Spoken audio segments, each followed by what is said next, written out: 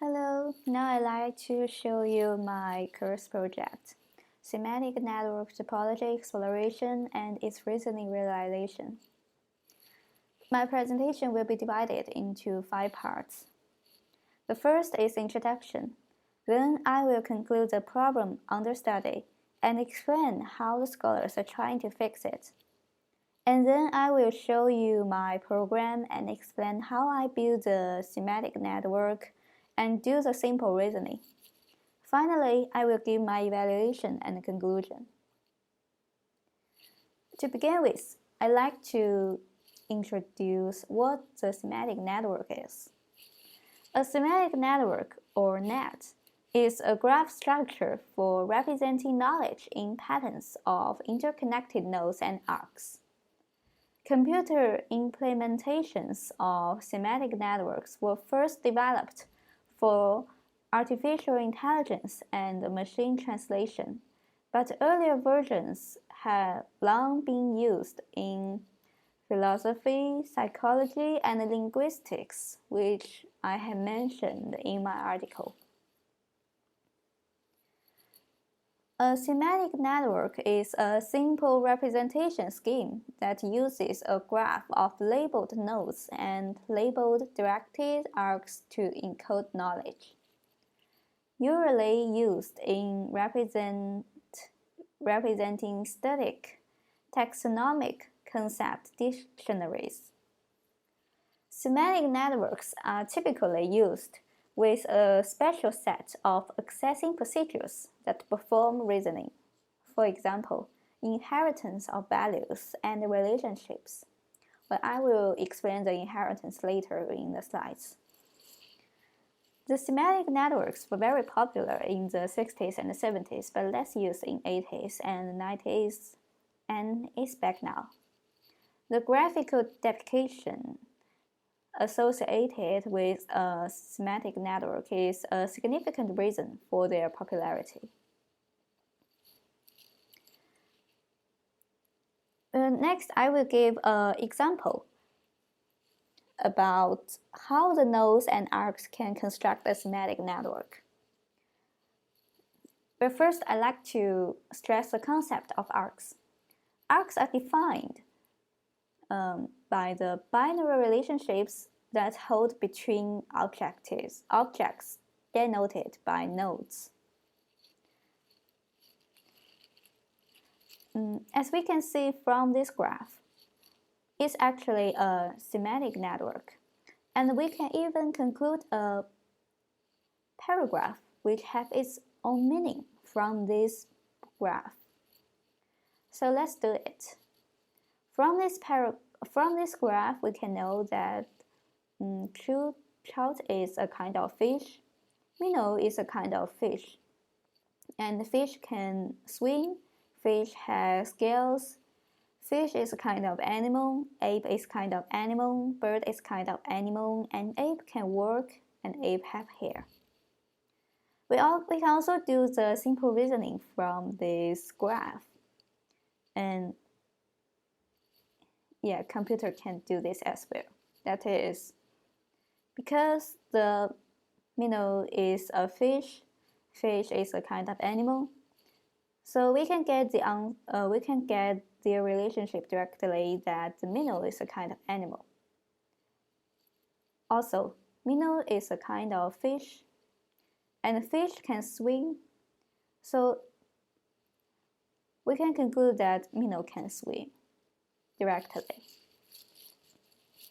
And in this project, I will construct a semantic network, use Python, and doing a simple reasoning according to this graph. Well, I will explain some concepts and its relationship types further. As we can show, as it is shown in the graph, that there mostly exists is a relationship. Is a relationship and is equivalent to a kind of relationship.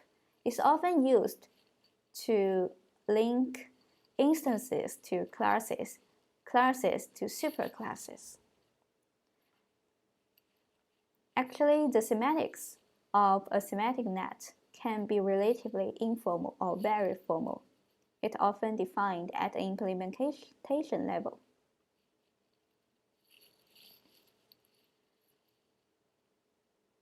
One of the main kinds of reasoning actually is done in the semantic net is actually the inheritance of values along subclass and instance links. The semantic networks differ in how they handle the case of inheriting multiple different values. All possible values are inherited, or only the lowest value or values are inherited. So there comes out a problem. Because all the reasoning is based on the inheritance relationship, so some inheritance may exist conflict. And then the conflicting inherited values are the problem under study. The problem exists because a node can have any number of superclasses that contain it, enabling a node to inherit properties from multiple parent nodes and their ancestors in the network.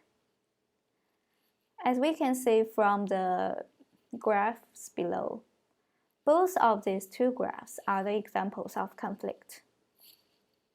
And we can see the left graph first. The left graph is actually a very famous graph called the Nexon diamond. It further illustrates why conflict exists. Now we can see from the Nexon diamond, it actually has two paths from Nexon to Pacifics. So now let's see why the conflict exists. We first see the left path. Nexon has relationship with Quarker, and the Quarker has relationship with pacifist. So maybe Nexon has relationship with pacifics. And then we see the left path. Nexon has relationship with Republican. However, Republican has no relationship with pacifist. That means Nexon may do not have relationship with pacifist. And that's why the conflicts happen, because we can conclude different conclusion between the left path and the right path. To deal with this problem, many scholars proposed the rules. This rules is used to help us to choose whether this property can be inherited from the ancestor of that objective. And this rule is described below. If x is less than a and a is less than b, and both a and b have property p, then x inherits a's property. If x is less than a and x is less than b, but neither a less than b nor b less than a and b have property p with different and inconsistent values, then x does not inherit property p at all. And that is a way to fix it. And now I want to introduce the description logics. The description logics provide a family of frame-like KR systems with a formal semantics. For example, KL1, LOM, and classic. An additional kind of inference done by this system is automatic classification. finding the right place in a hierarchy of objects for a new description. Current systems take care to keep the languages simple so that all inference can be done in a polynomial time. The semantic web language OWL is based on description logic. And then I want to introduce abductive reasoning. The definition for it is the reasoning that derives an explanatory hypothesis from a given set of facts. The inference result is a hypothesis that, if true, could explain the occurrence of the given facts. Now let's see its example to get the full meaning. We give the sentence: Danger, an expert system to construct three-dimensional structure of chemical compounds. We can conclude the facts are mass spectrometer data of the compound and its chemical formula. The Kb is chemistry, strengths of different types of bonds. And we do the reasoning is based on form a hypothetical three-dimensional structure that satisfies the chemical formula and would most likely produce a given mass spectra. Now I'd like to show you my program and how I construct such semantic network from in Python.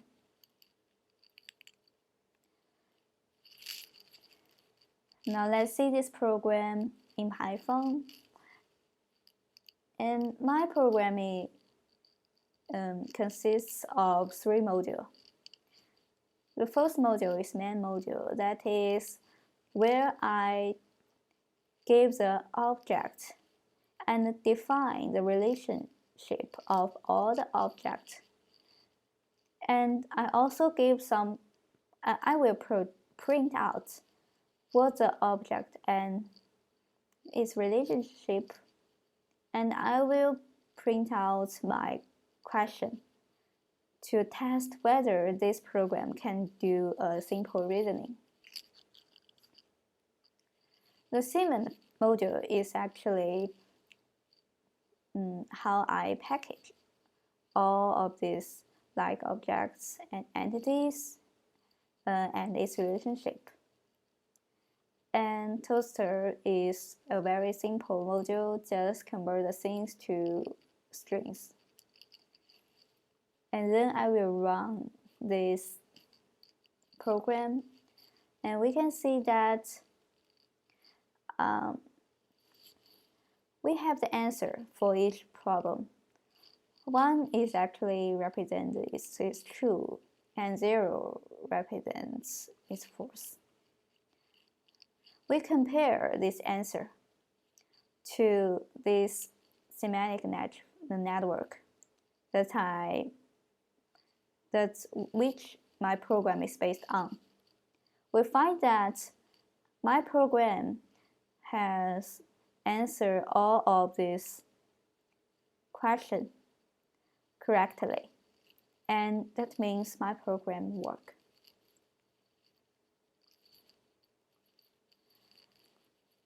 And finally, I will draw the conclusion.